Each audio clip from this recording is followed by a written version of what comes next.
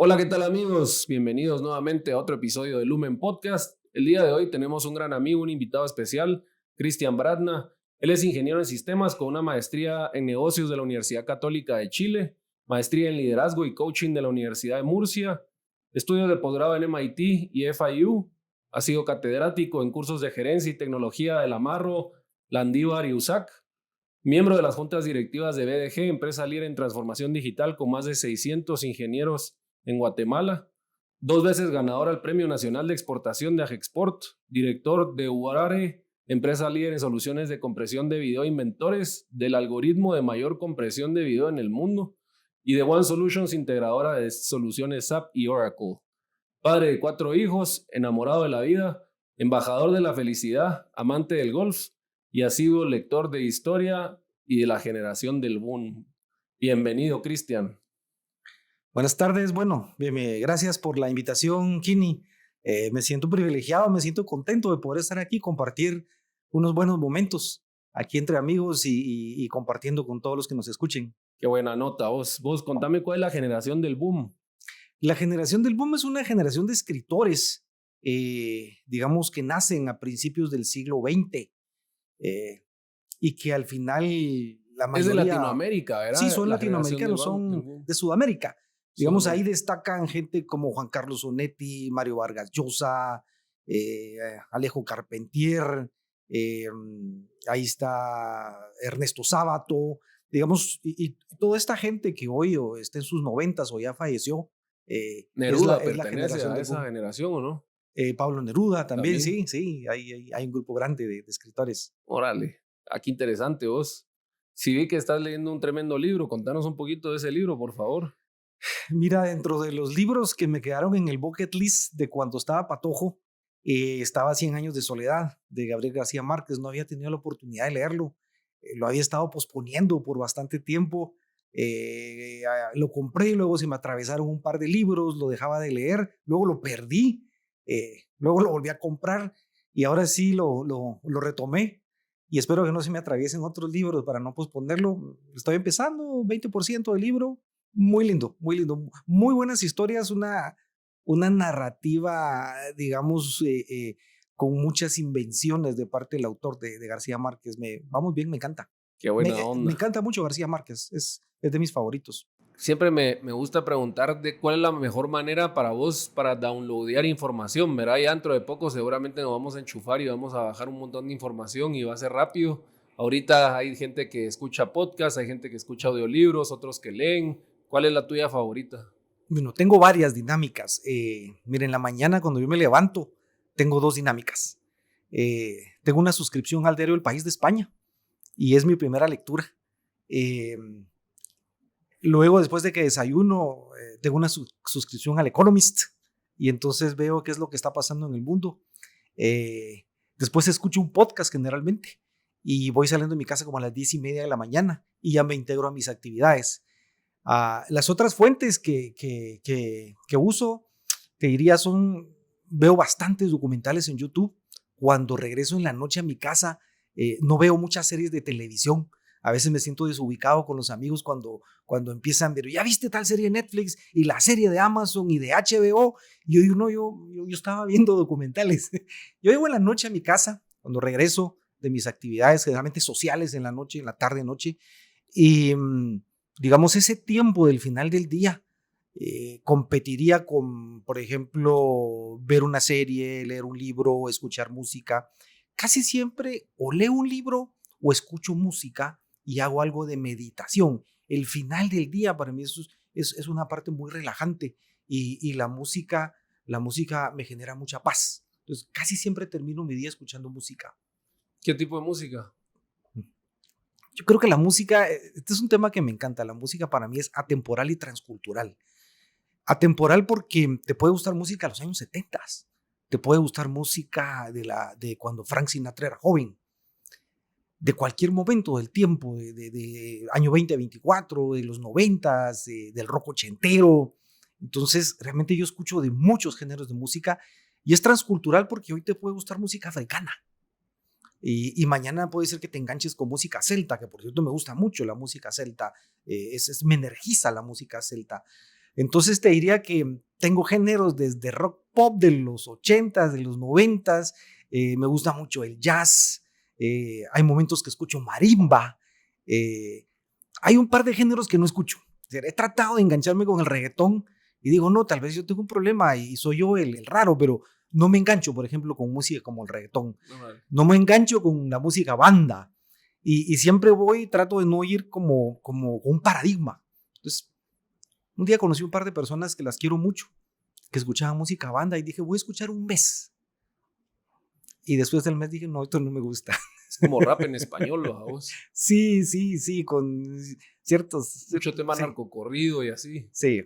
Mi suegro, fíjate, bien curioso, se le entró por escribir como a los 65 años, lleva más de 2.500 canciones. ¡Wow! Full banda, mira, es sinaloense. Full banda, pero su rollo es puras letras positivas, no nada de cosas de orgullo, ni violencia, ni nada, puras letras positivas. Ya ha ido 2 de sus canciones a concursar en un tema de Azteca en Las Vegas, ¿verdad? Interesantísimo, pero ahora que me decís, y creo que... de pronto no las compartís para que las escuchemos. Seguro, ¿sí? Con mucho gusto, ahí tiene su Spotify. Seguro este dicho lo has de conocer, de Jean-Michel Basquiat. Uh-huh.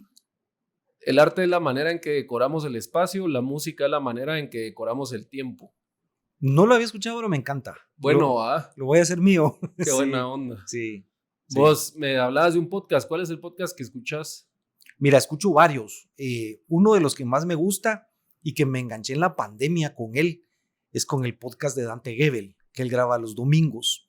Digamos que mi contexto de niñez es un contexto católico, luego un contexto agnóstico, y pues yo no asisto a ninguna iglesia, pero me encanta la narrativa de Dante Gebel y es mi podcast favorito el día lunes.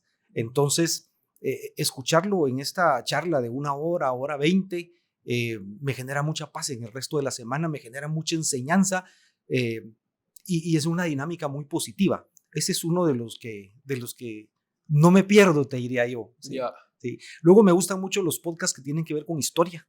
La historia romana, me fascina la historia de los romanos, la historia de los griegos. Me gustan mucho, alguien me preguntaba, ¿a quiénes admiro yo? Yo admiro a las personas que, a pesar de la adversidad, hicieron grandes logros. Entonces me gusta mucho buscar esas historias y me gusta mucho buscar esos podcasts. Y no los he encontrado en un formato fijo, entonces digamos que aplico búsquedas y los voy encontrando. Sí. Vos, ahorita que me decías eso, estaba pensando, a mí me encanta la historia también, y me gusta mucho buscar grandes líderes de la historia que han hecho una diferencia en la humanidad, ¿verdad? Y fan de tal vez los más obvios, ¿verdad? Churchill, Theodore Roosevelt, Frank Delano, y también Lincoln, ¿verdad? Y conocía poco de Lincoln, ahorita no sé si History, pues creo que sí fue History que lo sacó. Tiene el nombre de cada uno, entonces son miniseries, está Grant, de Ulysses Grant, de Lincoln, de Theodore Roosevelt, te va a encantar. Admiré mucho más a Lincoln de lo que lo admiraba, porque yo no sabía lo complejo que había sido su periodo, ¿verdad? Desde el día 1 empezó en guerra, una guerra bárbara que era entre hermanos, ¿verdad? Entre connacionales, y cómo se le va dando el deterioro físico de ese sufrimiento que iba teniendo. Perdió 2 hijos, ¿verdad? Medio camino entre la guerra. Muy, muy bueno, te va a gustar mucho ese docu. Gracias por la recomendación. Vos contame un poco de dónde venís, cómo fue tu niñez, ¿verdad? ¿Dónde creciste? Si tenés hermanos, un poquito de contexto. Mira, yo vengo de un hogar divorciado, ¿sí? Y crecemos con abuelos, un poquito alejados de los padres, abuelos, digamos, bastante duros en su forma de educar, una abuela bastante asertiva y un abuelo muy duro. Y a los 7 años nuestros abuelos obligan a mi padre a que se haga cargo de nosotros. Pues mira, ahí te van los hijos, que éramos 2, mi hermano y yo, y te tenés que hacer cargo de ellos. O sea, parale un poquito a la conga y te dejo a los patojos. Y prácticamente nos sacaron de la casa y nos tuvimos que ir con mi padre. Una persona, a ver, no recuerdo una sola vez que me haya gritado y no recuerdo una sola vez que me haya pegado.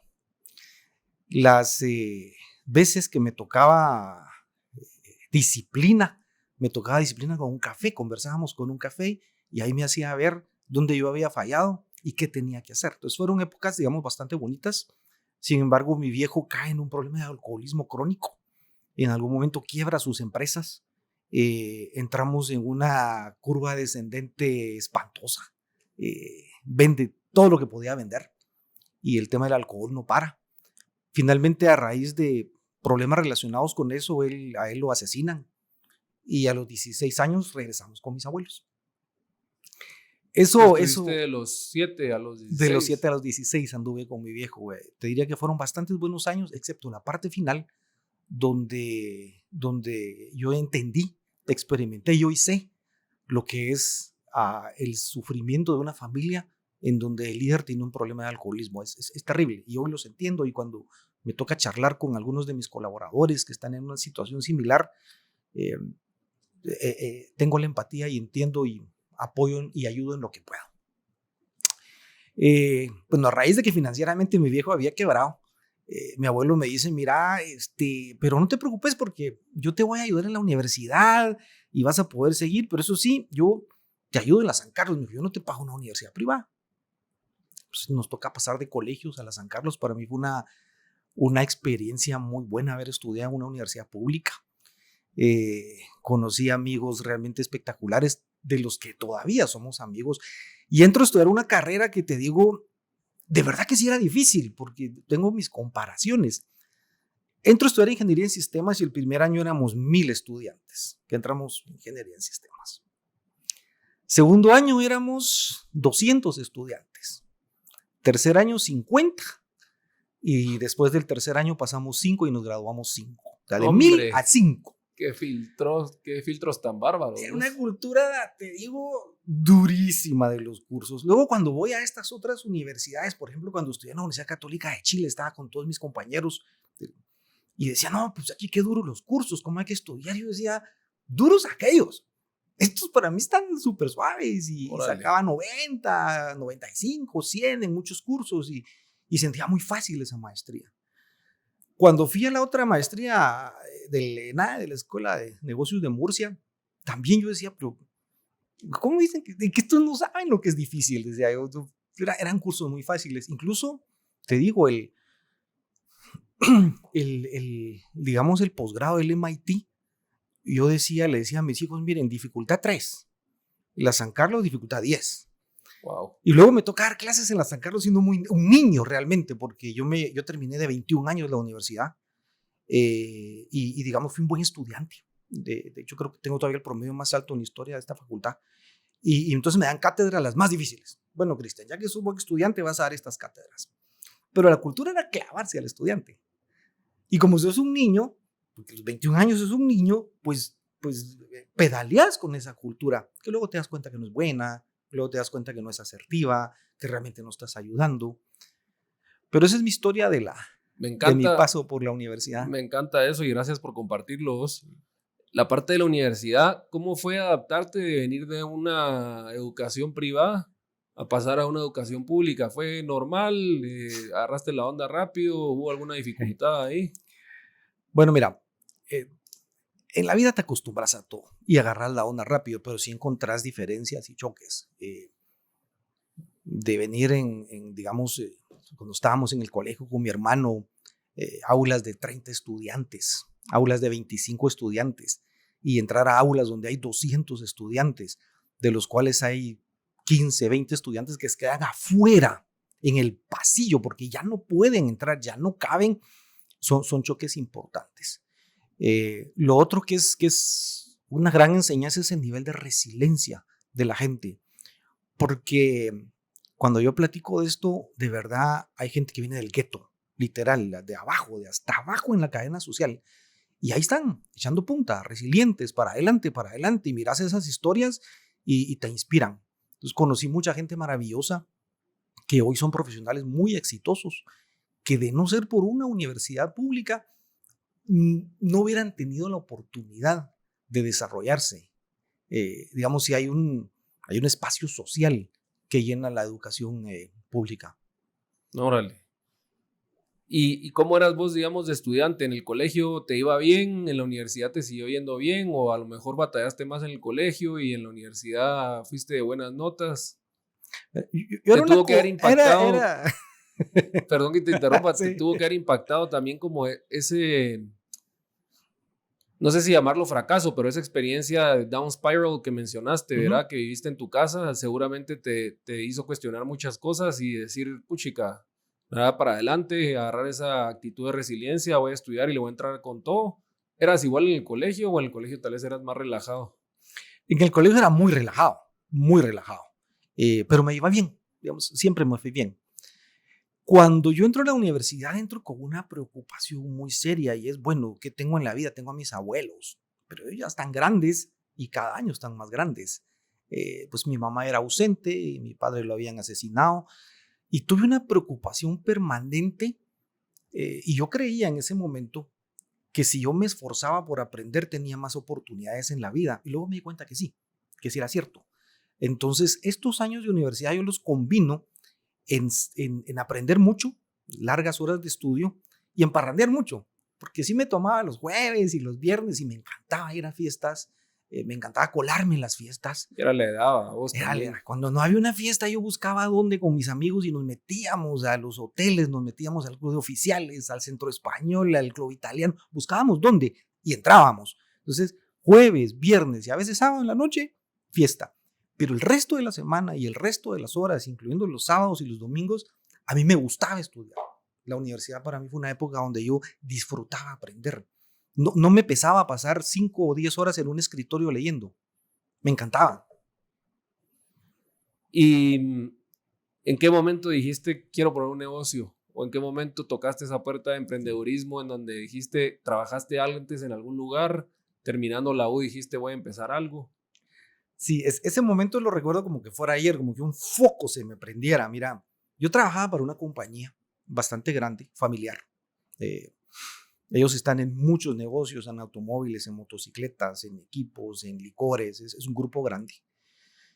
Yo era gerente de un área, un gerente bastante joven, de un área bastante grande que además crecía muchísimo. ¿Qué edad tenías ahí? Yo estaba en mis 32, 33 años y fui a hacer la maestría en la Universidad Católica de Chile. Que Y también educación top, va vos, o sea, tuviste oportunidad de ir a experimentar también ese otro lado de la moneda. sí, hice un préstamo, imagínate, hice un préstamo en un banco y dije, bueno, con esto me pago la maestría. Y teníamos, los catedráticos eran brillantes, todos eran Ivy League y todos habían tenido 20, 25 años de experiencia en la calle. O sea, quien nos daba finanzas había sido 20 años presidente de Citibank Chile. Quien nos daba estrategia era el vicepresidente de tal empresa. Quien nos daba economía fue el que hizo la reforma al dólar de la economía salvadoreña. Eran unas eminencias los tipos. Y el que nos daba estrategia, recuerdo que en cierto momento dice, miren, en la vida solo hay dos caminos. Pero esas palabras me empezaron a entrar aquí. Ustedes pueden administrar riqueza o generar riqueza. Y las dos están bien. Si generan riqueza, son empresarios, son emprendedores, háganlo bien, háganlo de forma honesta. Y si administran riqueza, porque son gerentes o son colaboradores, esfuércense. Entonces, vino, digamos, algo atrás de esa charla y yo me quedé, esas palabras me daban vueltas, generar y administrar, generar y administrar. Y decía, pero yo soy un buen administrador de riqueza porque he sido un buen gerente. Y eso se combinó, y esta fue la parte que digamos, me dio un golpe en la cabeza en esos años. En la empresa donde yo estaba, habían algunos gerentes bastante mayores, en sus 68, Era una empezando los estructura 70, rígida, digamos. sí, pero que justo en esa época los empezaban a despedir. Ya se los jubilaban. Ya los jubilaban, y eso a mí me causó una impresión, digamos, importante en mi vida, ver cuando llegas a ese momento en tus 60 y a pesar de que a lo mejor seguís siendo un buen empleado, te dan las gracias. Te quedas sin opción. Te quedas sin opciones. Y el mercado laboral no te va a absorber, porque no hay oferta laboral para esa edad. Generar riqueza, administrar riqueza, hay una edad que se termina cuando administras. Y ahí decido que quiero ser empresario. Ahí, en ese momento lo decido. ¿Sí? Y se une, o sea, esta parte de la Católica de Chile para mí fue muy linda porque recibiendo otro curso, yo entiendo el concepto de los CRMs, que hay 3, el operativo, el CRM analítico y el CRM de ventas. Entonces empiezo a indagar sobre los CRMs operativos que luego se pasaron a llamar BPMs por Business Process Manager. Y digo, yo voy a hacer un BPM. Esto está empezando, esto es un océano azul. Voy a conseguir plata y hago un BPM. Y convenzo a 2 amigos de hacer una empresa basados en un BPM. Y ahí nace el emprendimiento. Vos, impresionante, BPM, o sea, lo viste venir cuando se estaba gestando y vos dijiste, voy a hacer software y lo voy a vender. Y voy a hacer ese software. Y entonces convenzo a 2 amigos, porque en ese momento creía que no lo podía lograr solo. 2 amigos que yo quería mucho y que eran muy brillantes.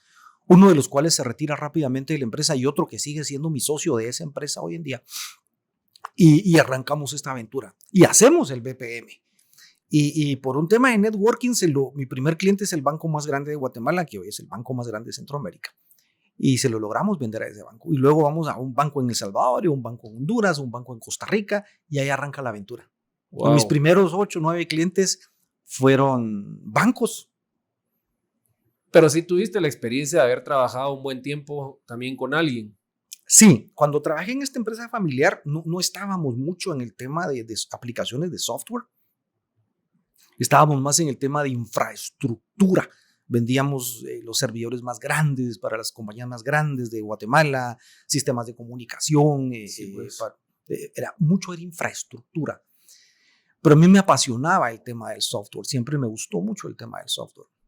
Y si te pregunto porque a veces la gente tiene la duda, ¿verdad? Si saliendo de los estudios de una vez pongo el negocio o de repente entro a trabajar con alguien. A mí me pasó que tuve como unos 7, 8 años trabajando con una empresa en donde tuve un gran mentor, aprendí mucho de él, de cómo hacía negocios, mucho el tema de contratos, ¿verdad? Yo soy como súper insistente aquí en la empresa con el tema de contratos, mucho lo aprendí de él.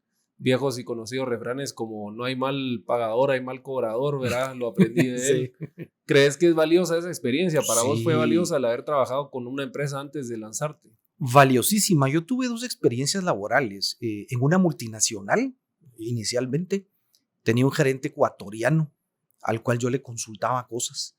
Y él puso en mi mente varios pensamientos que a la fecha perduran. Fue una muy buena escuela estar en esta multinacional. Y luego con este grupo familiar, de este grupo familiar, todos mis recuerdos son buenos. O sea, tenía una jefa espectacular que me daba full empowerment, que apoyaba mis decisiones, que ayudé a construir cosas interesantes. Fue una gran experiencia poder trabajar con este grupo y trabajar con los clientes que logramos conquistar, porque este era un negocio que arrancaba en este grupo familiar. Este grupo familiar ya era exitoso en otros negocios y este negocio de infraestructura, de tecnología, era algo nuevo. Entonces nos tocaba ir a convencer que éramos buenos en eso, a competir, y fueron años de mucho aprendizaje y de aportar, por supuesto, pero de mucho aprendizaje. Sí. Órale, qué buena onda. ¿Qué le dirías a alguien que estuviera pensando en emprender un negocio? Le diría varias cosas.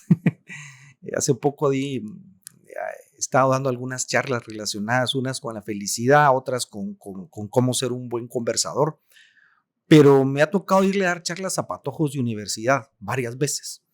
Y entonces yo les digo, miren, hay una diferencia entre país pequeño y país grande.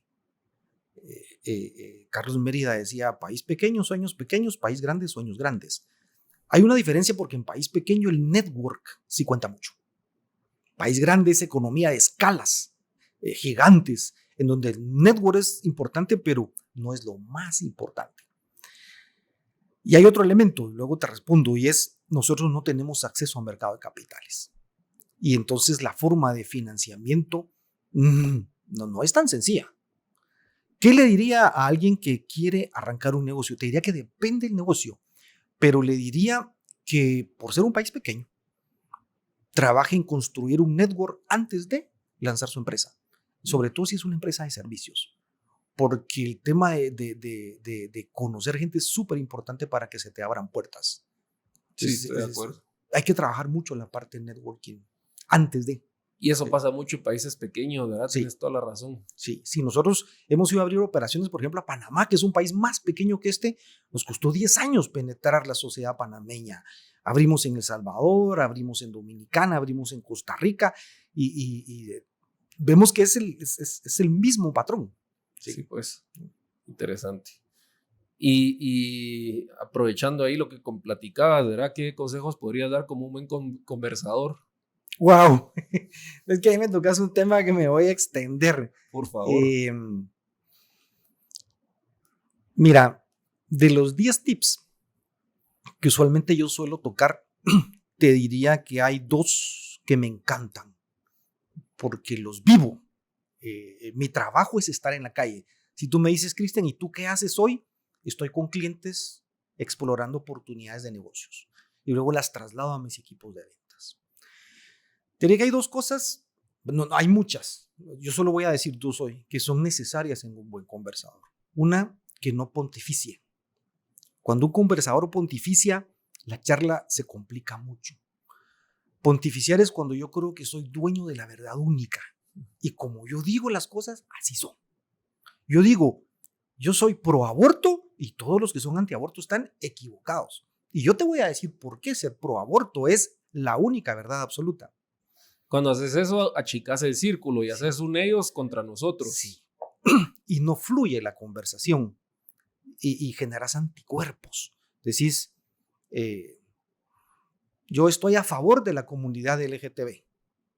Y la otra persona que está en la mesa no está muy a favor. Y vos querés convencerla porque crees que tu verdad es la única que vale, que la verdad. Y cuando estás en una mesa, a veces en familias o en amigos, hay quienes sacan una verdad como la verdad única. La única forma correcta que una economía funcione es si es de derecha. Es que eso no es cierto en primer lugar. Hay economías de izquierda que han funcionado, de en medio, socialdemócratas, nórdicas. Pero como yo creo que la derecha es la única que funciona, yo te quiero convencer y no voy a aceptar ningún otro punto de vista. Entonces, cuando pontificias una conversación, eso no va a fluir. Una segunda que yo te diría. En esa me recuerdo al libro de Cómo hacer amigos e influir en la gente, que dice, ¿qué preferís? Buenísima. ¿Preferís tener razón o tener amigos?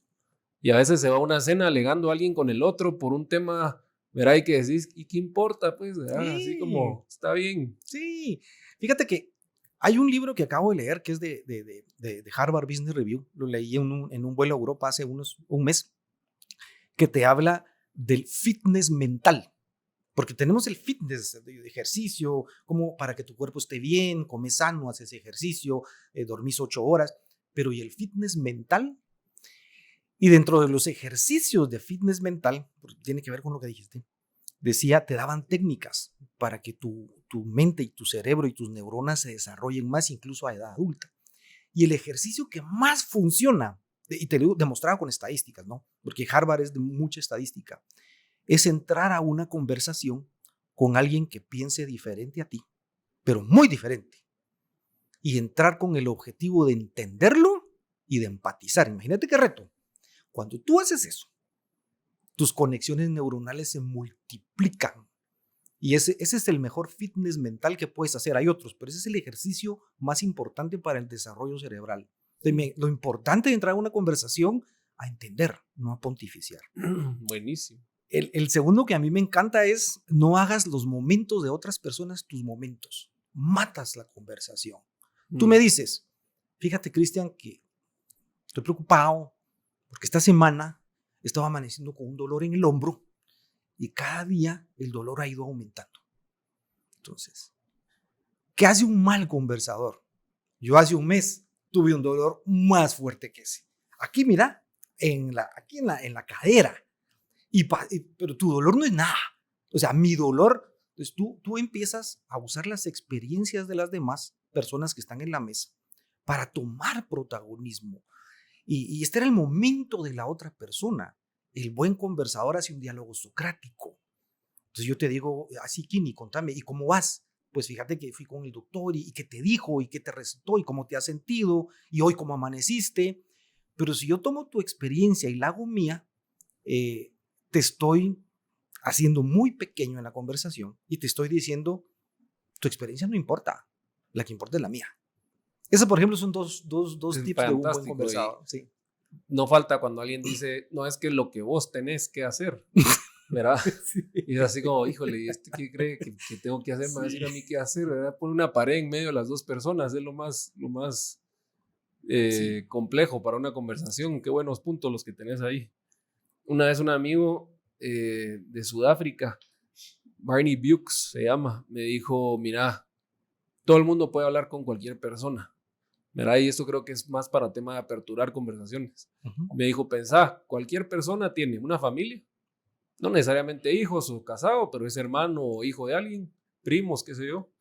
Tiene algo que hace por trabajo o por deber, como estudiar o trabajar o algo, ¿verdad? Para traer los frijoles a la mesa. Y tiene algo que hace por pasión, para que el tiempo pase rápido, ¿verdad? Puede ser un hobby, un deporte, qué sé yo. Con esas tres cosas vos puedes llegar con cualquier persona en el mundo y decirle, mira, y tenés familia, vos ya, yo tengo unos hermanos, yo también, qué sé yo. Pero me gusta mucho lo que decís, ¿verdad? El tema de, a veces estamos escuchando para decir qué hacer. Creo que los hombres somos muy de tratar de buscar soluciones a problemas y creemos que así es como estamos aportando y muchas veces la gente quiere sentirse escuchada, pues. Sí. Y lo que decías cuando te dicen lo que deberías hacer, muchas veces ya lo hiciste. Porque no te preguntan qué has hecho. Sí. Sí, es este libro que dices de Dale Carnegie, me gustaría hacer un comentario. A pesar de que fue escrito hace más de 50 años, no, bastante más, creo como que fueron 70 30 años. ¿no? Sí. Ya casi 100. Y que las historias son muy antiguas.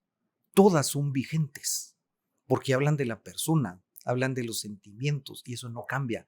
Justo ayer estaba con una colaboradora mía del equipo de ventas y me decía que estaba leyendo ese libro. Le digo, mire, la felicito. Ese libro le va a servir muchísimo. Yo lo he leído como 5 veces. Lo leí de niño, bueno, de adolescente, lo leí en los 20, en los 30, lo he leído. Me encanta ese libro. Es muy bueno. Sí. Qué buena onda. Vos, sí, hay fracasos que son así de clase mundial, ¿verdad? Cosas que pasan que uno dice, híjole, ¿cómo voy a salir de esto? Historias así que son de terror, que sentís que el mundo se te viene encima, ¿verdad? Y que no ves opciones. ¿Tenés alguna historia vos así? ¿Alguna historia en la que se te han cerrado las opciones? Que hayas dicho, híjole, ¿cómo voy a salir de esto? Que te haya quitado el sueño y con ello haya creado un montón de incertidumbre. Te diría 2. Una fue la decisión cuando pasé de ser empleado a ser empresario. Iba con mucho temor. Al final sí me costó tomarla.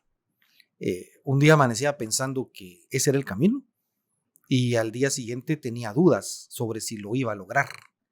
Y entre la confianza y las dudas pasaron varios meses y pasaron años, no muchos, pero pasaron más de 12 meses. Hasta que, bueno, lo voy a hacer, pero no fue fácil para mí hacerlo. Cuando ya lo hice, que no nos fue bien al inicio, pero cuando ya nos fue bien, yo decía, ¿cómo no tomé esta decisión antes? Sí, esa fue una.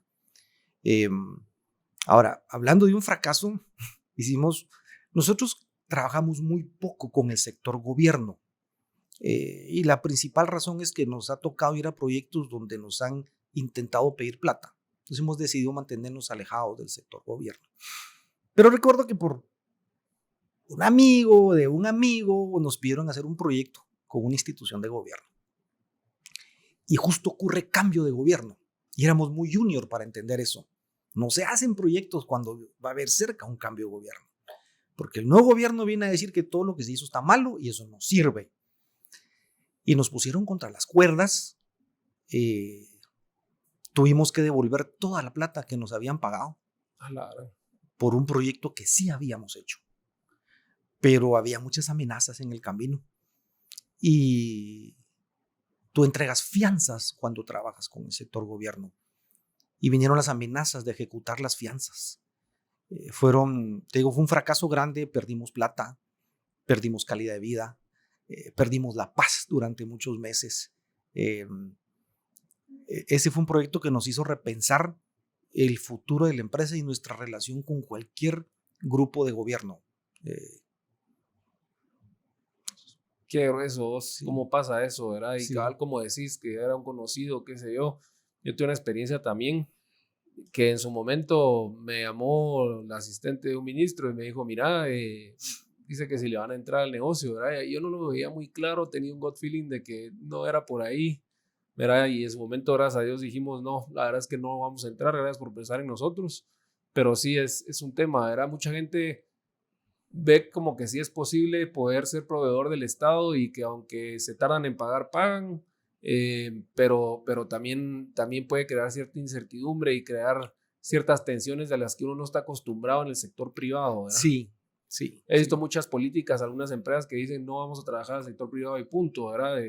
Si son constructoras, solo vamos a construir a construir a la industria privada, pero sí es un super punto, vos. Y hablando un poquito de eso, ¿verdad? Porque uno cuando está en esos fracasos, en esas dificultades, y a lo mejor a veces no sabe por dónde va a salir, ¿verdad? O cómo va a salir, o empieza a afectar todo, incluyendo el sueño, que eso desata un montón de efectos secundarios. Estabas platicando un poquito que te invitan a hablar de la felicidad, ¿verdad? Contame un poco de eso. Yo soy fan de la felicidad. Me gustó mucho un maestro en la universidad que decía que si querías ser experto en un tema, que leyeras 10 libros de ese tema y que eso te iba a hacer experto en ese tema. La felicidad es uno de ellos en los que yo he leído mucho. Entonces me encanta y ahí escuchando que tenías cierto expertise también ahí, ¿verdad? Dando clases, compartiendo experiencias. Sí, yo creo que más que expertise tengo como cierta pasión, como cierta pasión. Y digamos, uno se pregunta qué es la felicidad. Eh, ¿Por qué los países nórdicos son los países más felices del mundo? ¿Qué los hace ser felices? ¿Qué hace que en una encuesta nacional Dinamarca, Finlandia y Noruega salgan dentro de los 3 de los primeros 5? Y deberías buscar tu felicidad. Y si la buscas, ¿qué deberías buscar para ser feliz? Y en ese caminar, y leyendo, digamos, varios libros, eh, me doy cuenta de la correlación que existe entre el agradecimiento y la felicidad. Y correlación matemática, de hecho. Mientras más agradecida es una persona, suele ser más feliz. De eso hay algunos libros que tocan ese tema en específico. En Y uno de los libros que leí mencionaba que los padres de Estados Unidos que hicieron la Carta de Constitución, uh-huh. que no le habían atinado a la parte de la búsqueda de la felicidad. Porque cuando uno está en la búsqueda de la felicidad no la encuentra. Siempre la Sí, está buscando, ¿verdad? sí. Me llamó mucho la atención. Y interesantísimo el tema, sí. Y empiezo yo a ver mi vida pasada y me doy cuenta que el haber vivido con mis abuelos, que eran personas muy agradecidas y que nos enseñaron a ser muy agradecidos, había sido una piedrecita que ellos habían puesto en nuestras vidas muy buenas. Y entonces empiezo en un ejercicio consciente a ser una persona más agradecida, a tener mis momentos de reflexión al final del día, al principio del día, a hacer mis dinámicas de agradecimiento. No sé si, por ejemplo, has visto esta dinámica que todos los días apuntas una razón de agradecimiento y la depositas en algún lugar y al final de año la sacas y la lees y de muchas no te acuerdas. Buen hábito. Y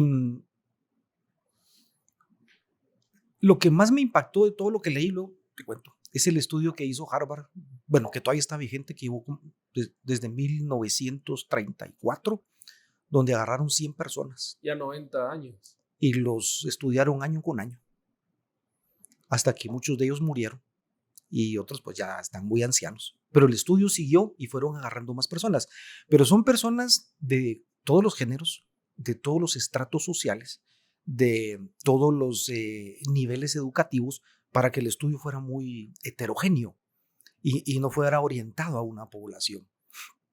Y el estudio concluye una cosa: ¿qué es lo que le da más felicidad a las personas independientemente de cuánta plata tienen, independientemente de qué raza son, independientemente de dónde viven, de cuál es su contexto, de cuál fue su niñez? Y te das cuenta que lo que más felicidad en la vida son las relaciones. Digamos, hoy no hay duda de eso, digamos no es una hipótesis, eso está demostrado. Y entonces he dedicado un buen tiempo de mi vida, de ahí para acá, a trabajar mis relaciones con las personas que yo quiero, que importan para mí, Una son la familia, son los hijos, a buscar los espacios. Y en algún momento dejé de trabajar las 8 horas. No sé si es bueno o malo lo que te voy a decir, pero yo hoy trabajo cerca de 4 horas. Y las otras 4 horas del día las dedico a actividades que no son trabajo. Y me he vuelto una persona muy social. Pues a veces me molesta mucho por esto, ¿no? Pero hoy les dedico mucho tiempo a mis hijos, les dedico mucho tiempo a mis amigos, a mis hermanos, porque somos más hermanos. Yo crecí solo con uno, pero somos más. Y esta parte de las relaciones para mí juega un rol muy importante en mi vida. Me encanta eso. Y ese estudio, yo creo que lo menciona este video que es buenísimo de Earl Nightingale, ¿verdad? Que habla del secreto más raro del mundo, creo que se llama Strangest Secret in the World, que ha de ser de la época también de cómo hacer amigos y vivir en la gente, tipo 30. Ahí empieza. ¿Verdad? Por ahí ha de empezar. Y habla de ese punto y me encanta. Yo a veces me han invitado a la universidad también a dar algunas pláticas y les comparto, creo que hay un hospicio que las señoras que veían y ayudaban a la gente a descansar, escribían los 5 regrets que tenía la gente, ¿verdad? Nadie decía, ¿cómo no trabajé más? ¿Verdad? Todos decían, ojalá no hubiera trabajado tanto, ojalá hubiera dedicado más tiempo a mis amistades, ojalá hubiera vivido una vida honesta a mí, ¿verdad? Y no lo que otros esperaban, al dogma, ¿verdad? Entonces, súper interesante, me encanta eso que lo compartas. The 5 Regrets of the Dying. El año pasado le regalé ese libro a cada uno de mis compañeros del foro, de IO. Se los di a cada uno y cada quien lo leyó y un día nos juntamos a conversarlo. Es muy impactante, te impacta mucho porque no querés llegar a ese momento de la vida con ninguno de esos arrepentimientos. Vale. Qué belleza. Vos hoy en día, el tema de videos y la subida de videos, ¿cuánto más es que hace 10 años? ¿Verdad? Cada año ha de ser como ese paradigma que dijo Zuckerberg, que cada año uno iba a subir el doble de contenido al internet, ¿verdad? Yo creo que a lo mejor ya lo sobrepasamos. La compresión de video es clave. Trabajando nosotros en la industria de producción audiovisual y de publicidad, pues lo vivimos, ¿verdad? Y constantemente estamos en ello. Ya esos renders que hacía antes uno en la compu ya son cosas del pasado. La gente salía a echarse su cigarrito en lo que la compu hacía el render, ahora ya no, ¿verdad? Procesadores más fuertes. ¿Cómo es que entraste a ese tema? Y más allá de eso, ¿cómo lograron inventar el algoritmo de mayor compresión de video en el mundo? Mira, ese es un logro que nos enorgullece mucho y el mérito no es solo mío. A ver, por requerimientos y cosas que estábamos viendo, decidimos hacer esta inversión y decidimos entender esta parte de los algoritmos con 2 personas más con las que estamos. Uno es mi socio, que vive en Panamá, y otro es un socio local, que es una persona brillante.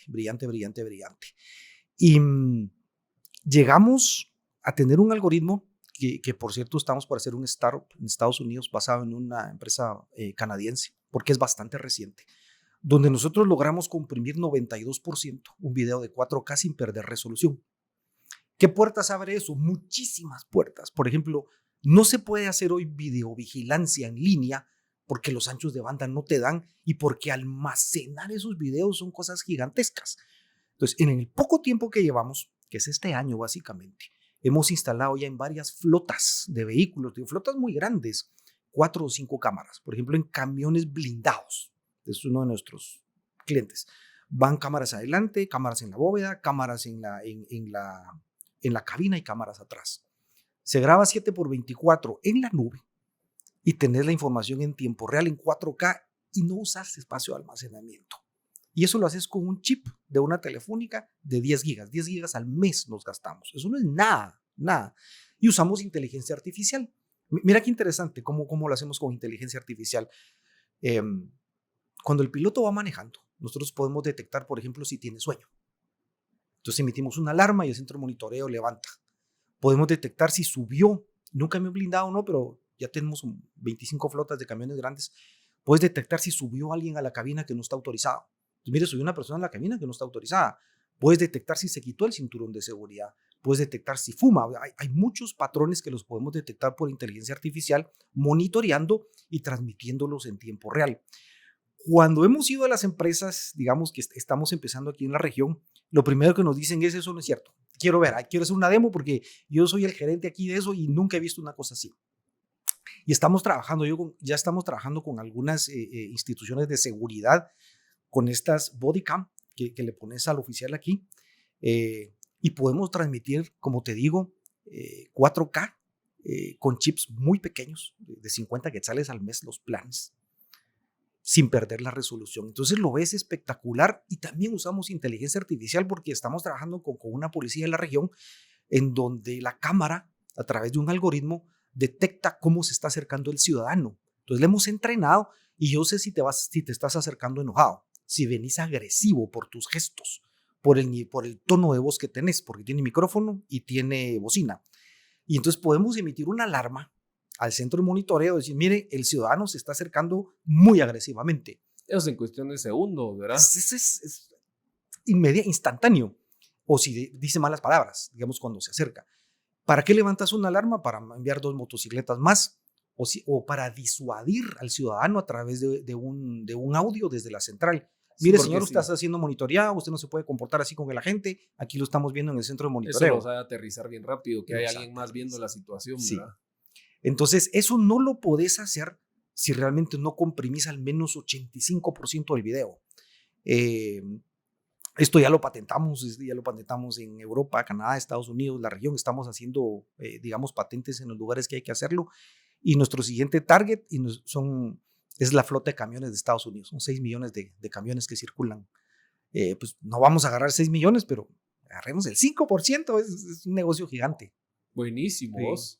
Esta empresa tenés poco tiempo con ella, decís. Acabamos de arrancar. Nosotros salimos al aire en febrero de este año. Sí. Wow. Y ya tenemos corriendo unos 25 proyectos. ¿Cómo hacer la prioridad de dónde patentarlo? ¿El tamaño del mercado?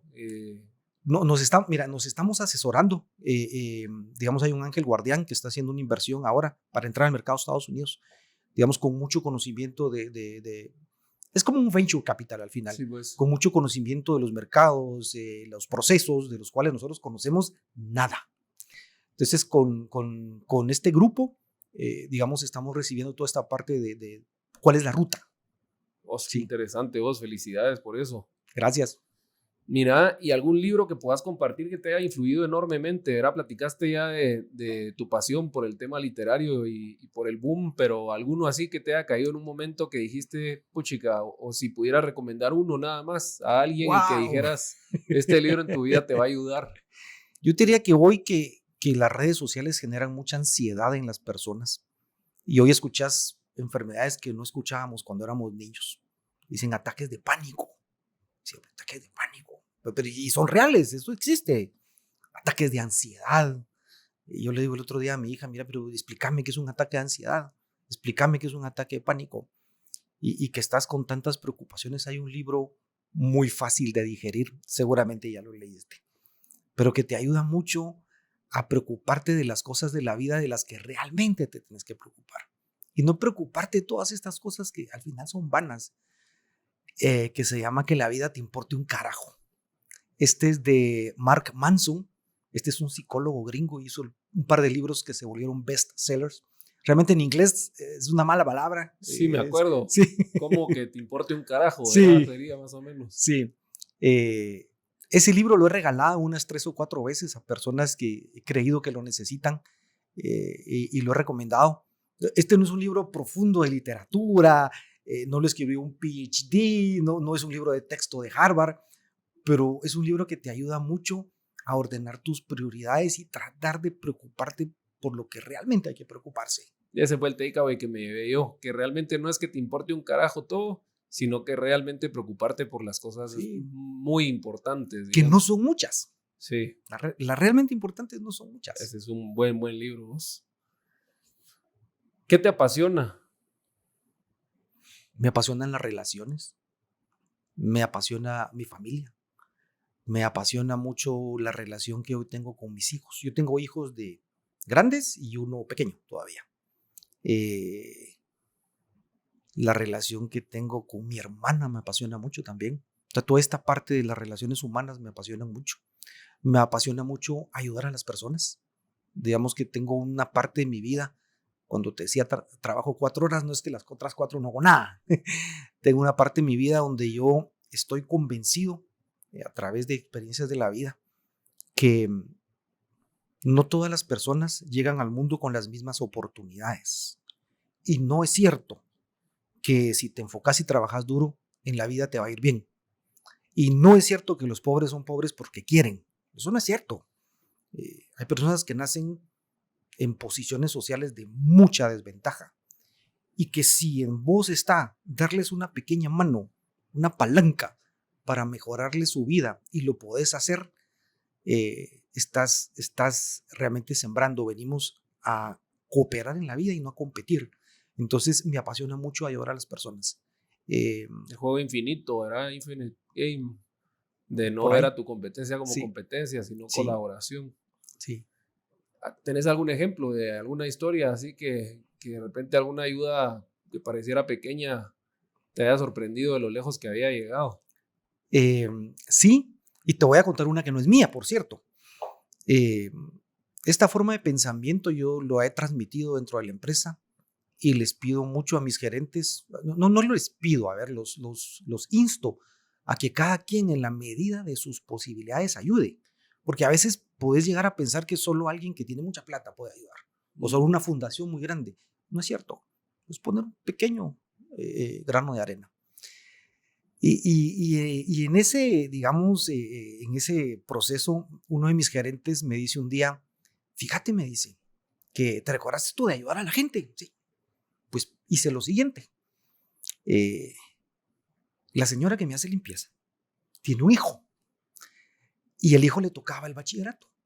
Y yo le dije, mire, estudie en tal lugar, porque en ese lugar es el único lugar que enseñan a programar. Una familia muy pobre. O sea, la señora, hijo de la señora que hacía la limpieza. Ah, la señora regresa y le dice, mire, ya averigué cuánto te vale y yo no lo puedo pagar. Y mi gerente se lo paga. ¿Sí? El chico sale y me dice, mira, démosle trabajo. Me cuenta la historia, claro, démosle trabajo. Y entra a trabajar con nosotros. Y lo entrenamos en una tecnología de inteligencia artificial y empieza, voy a hablar números porque esto me ayuda digamos, a lo impactante en la familia. Empieza a ganar con nosotros 7, 8 mil quetzales y luego le decimos que estudie inglés y aprende inglés muy rápido porque además es inteligente.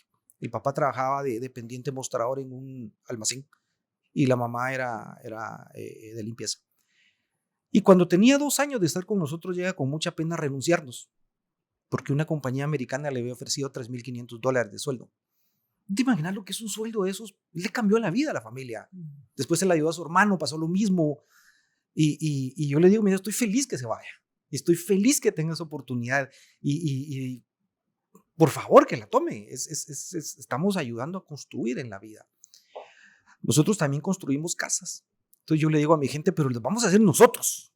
O sea, no vamos a contratar gente que venga aquí, sino contratamos un ingeniero que nos diga cómo se hace la cosa, pero nosotros las llegamos a construir. Y los equipos se unen y construimos casas y terminamos molidos, pero lo hacemos para gente de escasísimos recursos. Si vieras la cara de estos niños cuando reciben su casa, es algo que te queda para toda la vida.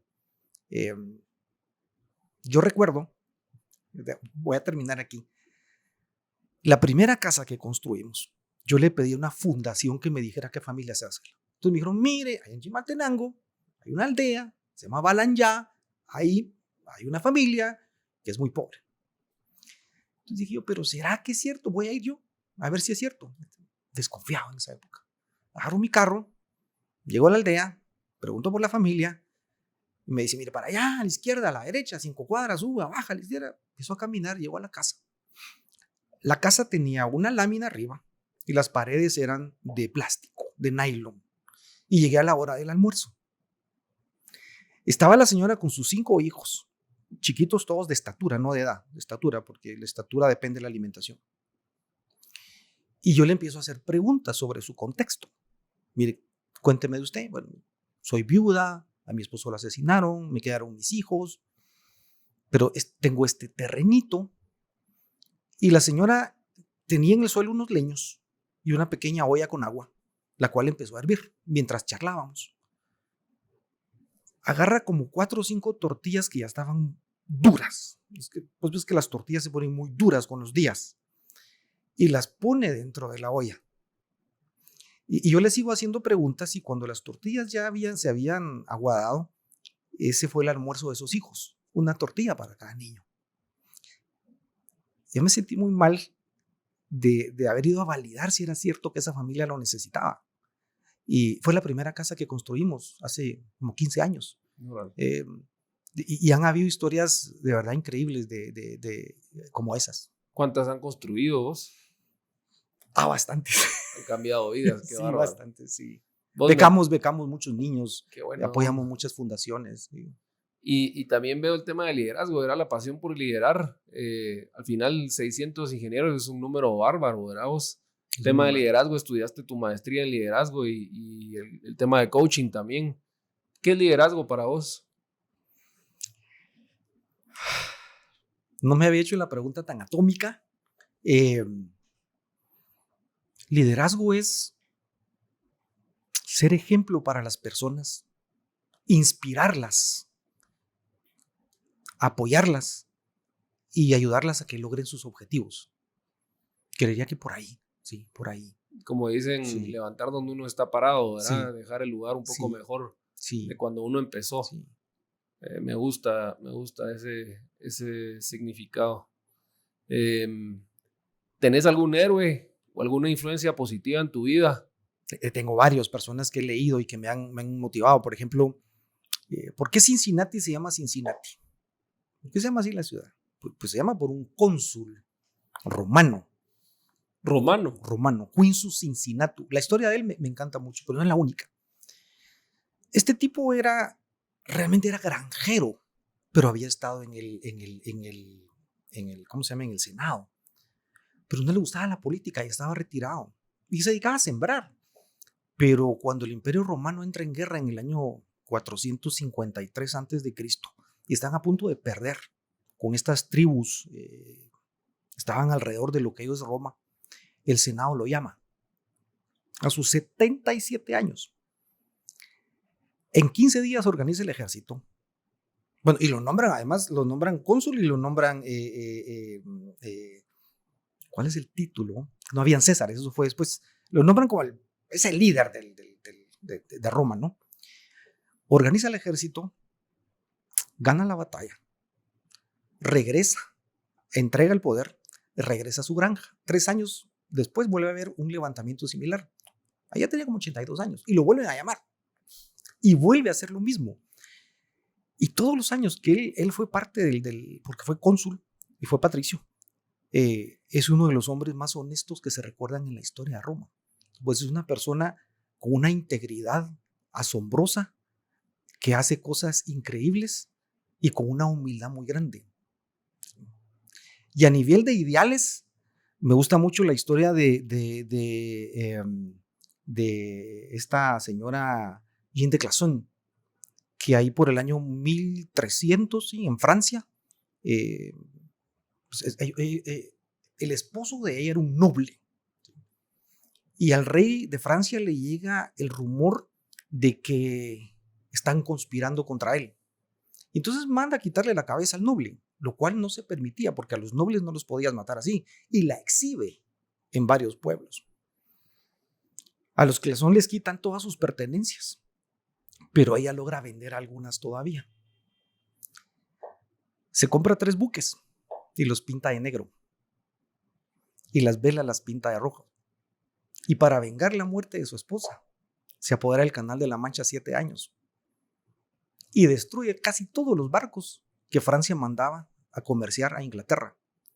Se gana el favor de los ingleses, la llaman la Leona de Bretona, pero ella estaba vengando la injusticia de su esposo. Finalmente se vuelve noble otra vez en Inglaterra y regresa como noble a Francia al final de la historia. Esas historias me inspiran mucho.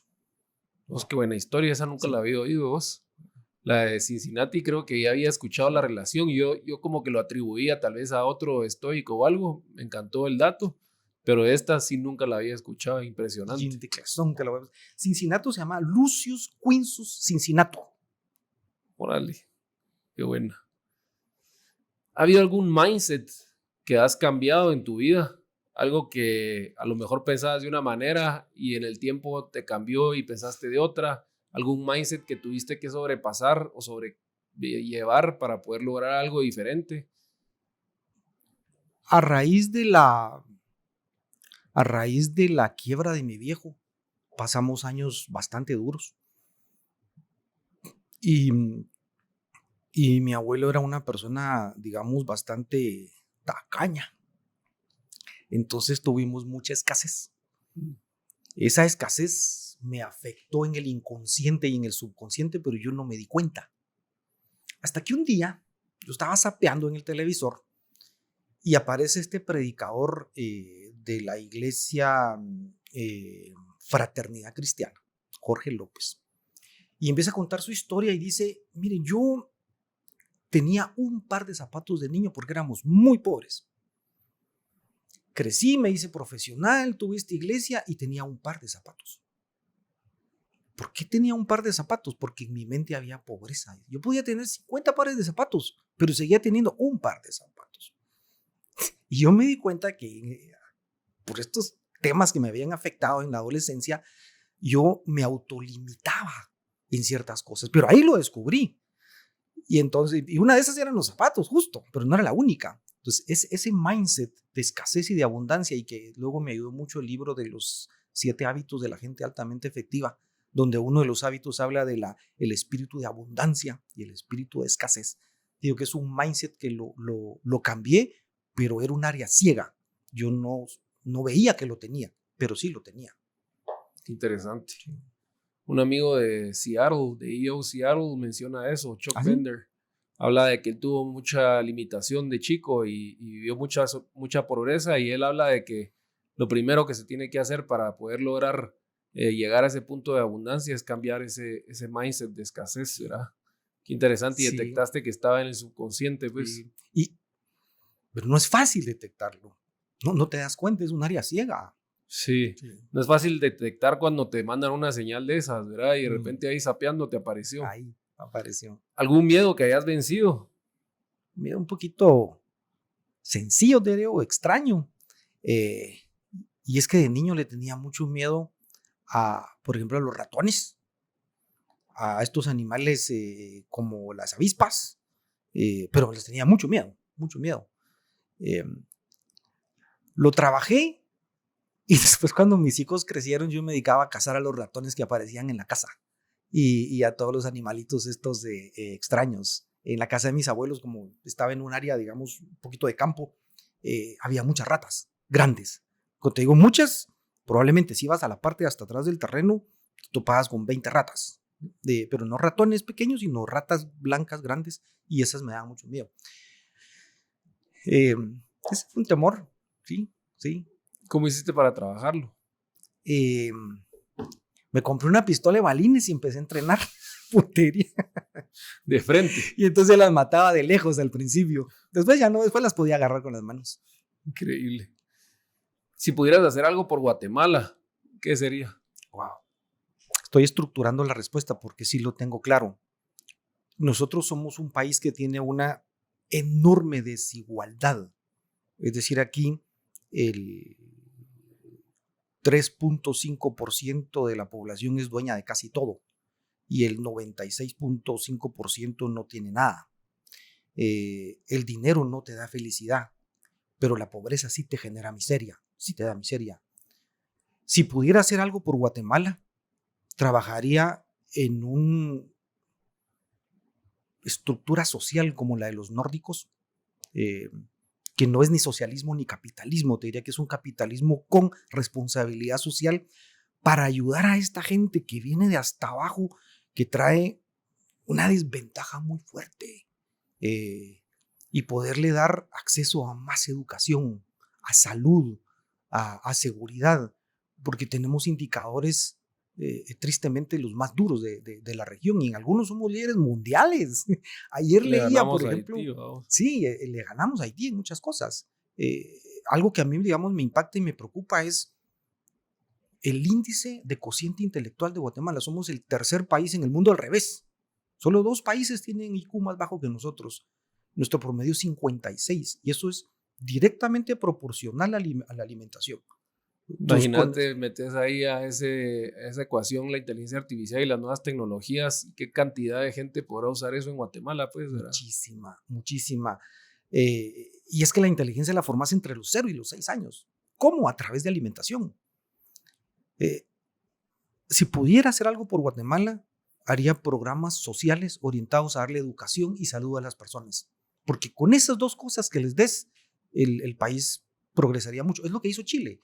Chile llegó a invertir el 7% del PIB en educación, que es un montón. Sí. De los rituales que haces, para vos, ¿cuál es el más importante?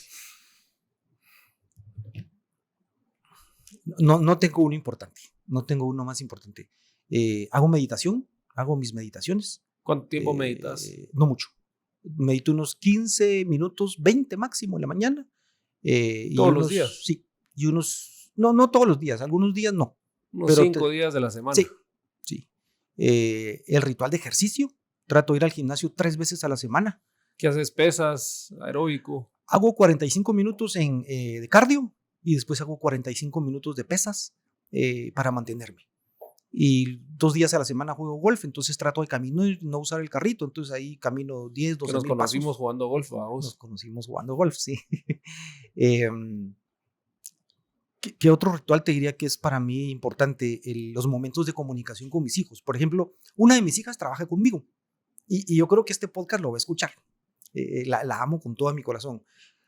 En la mañana, yo entro a Pinterest y busco una frase romántica para mi hija.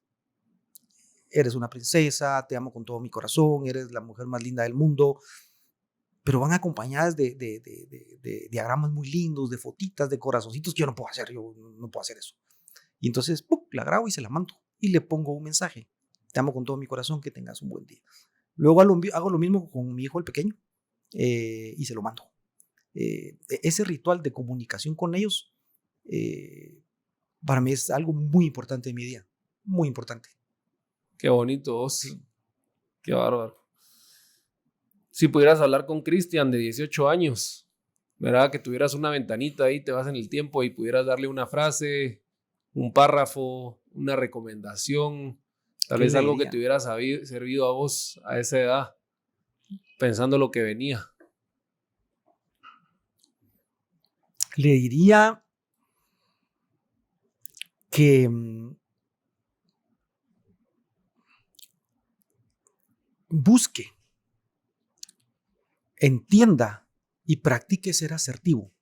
Mis primeros años mis primeros bastantes años que yo entré al mercado laboral, yo tenía mucha hostilidad intelectual. Me había ido muy bien en la parte de estudios, yo pues me gradué con honores, todos los años me daban premios en una universidad pública. Y entonces yo sí sentía que era muy superior a la gente. Lo cual no era cierto, por supuesto, no era cierto. Y era muy hostil intelectualmente. Cuando yo entendí la parte de la asertividad y sobre todo la importancia de la humildad, me cambió la vida.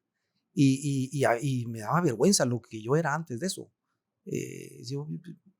¿De qué puedo presumir? De nada. No somos nadie realmente. Y sabemos tampoco, además. Le diría que fuera más humilde en sus primeros años y que buscara ser una persona más asertiva, de joven. Sí. Por asertivo, ¿querés decir atinado? Duro con el problema, suave con la persona. Me encanta. Eso. Qué mejor que decirlo así. Sí. Vos, pues qué belleza, vos, la verdad que viendo allá el tiempo voló, ¿verdad? Y eso pasa con las conversaciones, con las buenas conversaciones, con las conversaciones entretenidas y las que dejan mucho. Te agradezco muchísimo, Cristian, por estar aquí. ¿Hay algún mensaje extra que quisieras mandar? Si alguien quisiera buscarte, ¿dónde te podría encontrar? ¿O algo que sintas que faltó que conversáramos el día de hoy? Me pueden googlear y ahí aparecen mis datos de la empresa que se llama BDG. Me gustaría dejar 2 mensajes. Un mensaje de emprendimiento. Y es, hay que darle sin miedo. Sin miedo. Como dice aquella frase de, el que tenga miedo de morir, que no nazca. Hay que darle con todo cuando tengan una idea. apasionarse, hacerla y no quedarse con el no lo hice y si lo hubiera hecho y si hubiera sido exitosa, o estas conversaciones de yo tuve esa idea pero no la hice y alguien más la tuvo y mira cómo le fue de bien. Sin miedo, háganlo sin miedo. Y del lado de la parte social, traten de ayudar a quien puedan, con lo que tengan y con lo que puedan. No saben qué tanto pueden cambiar una vida, sobre todo en un país como el nuestro. El primer punto que decías de lo de sin miedo, el otro día un amigo me mencionaba, no somos muy católicos los dos, vamos, y me decía, mira vos, en la Biblia dice no sé cuántas veces no tengas miedo, ¿verdad? Es como un tema hasta bíblico, ¿verdad? El tema de no tengas miedo, cómo es expansivo el no tener miedo y cómo es lo contrario tener miedo, ¿verdad? Sí. Al final lo que uno vibra también, me hablabas de la música al principio del programa y hablabas de cómo eso te influía mucho. Te iba a preguntar y en el momento se me olvidó si el tema de las frecuencias, ¿verdad? ¿Habías meditado con frecuencias? No. Es súper interesante, métete en Spotify o en YouTube, pone HZ y te aparecen frecuencias para regular la negatividad, para el ADN, para un montón de cosas, ¿verdad? Einstein decía que el futuro de la medicina iban a ser las frecuencias. Wow. Entonces, súper interesante. Ahorita te voy a dar un par de ejemplos. Me lo llevo, sí. Buenísimo. Y esto segundo de ayudar a alguien, había un maestro en la maestría que decía que ayudáramos, aunque fuera de la manera más pequeña, a que la gente no se sintiera invisible, ¿verdad? Y en especial a la gente que te daba servicio, ¿verdad? Que a veces vivimos en un privilegio de poder ir a un restaurante y sentarte y pedir algo y que la gente llegue y te entregue los alimentos y demás. El poder preguntarle el nombre a la gente o decirle buenos días a alguien que está haciendo limpieza en el edificio cuando entras, ¿verdad? El hacerlos visibles y darles una sonrisa, ¿verdad? Es una gran diferencia, pero hay muchas otras maneras de cómo uno puede dejar su granito de arena y de cómo uno puede contribuir mucho. Y aquí me han compartido historias de algo que alguien le mencionó a alguien y años después llegó y se acuerda, yo soy el que le dijo esto, ¿verdad? Y es increíble ese impacto que uno puede tener. Sí, es un impacto muy grande. Sí, esas historias son lindas. Hiciste o dijiste algo que tal vez no fue tan importante para vos, pero el impacto que se generó en esa persona pudo haber sido muy grande, de vida. Completamente. Sí. Gracias, qué suerte tenerte por aquí, my friend. Qué buena nota. Pendientes de ir a echar otro jueguito pronto, esperemos. Me parece. Y admiro mucho eso de vos, ¿verdad? De que te diste cuenta que no todo en la vida es trabajo, que también hay que dedicarle tiempo a todo lo que no solo es trabajo, ¿verdad? Y necesariamente, aparte que has de trabajar más de 8 horas diarias seguramente, pero lo dividís en un tipo de trabajo y un tipo de servicio. Me encantó eso.